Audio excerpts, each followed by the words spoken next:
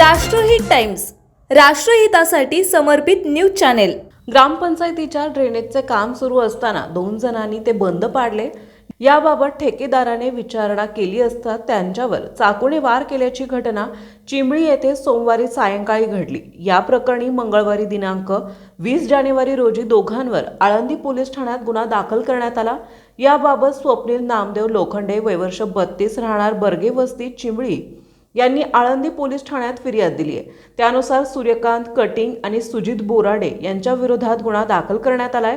पोलिसांनी दिलेल्या माहितीनुसार ही घटना चिंबळी येथील बर्गे वस्ती भागात घडली। फिर्यादी यांनी जेसीबी चालवण्यासाठी घेतला आहे। जेसीबीचा चालक जेसीबीच्या सहाय्याने ग्रामपंचायतीचे ड्रेनेजचे काम करत होता।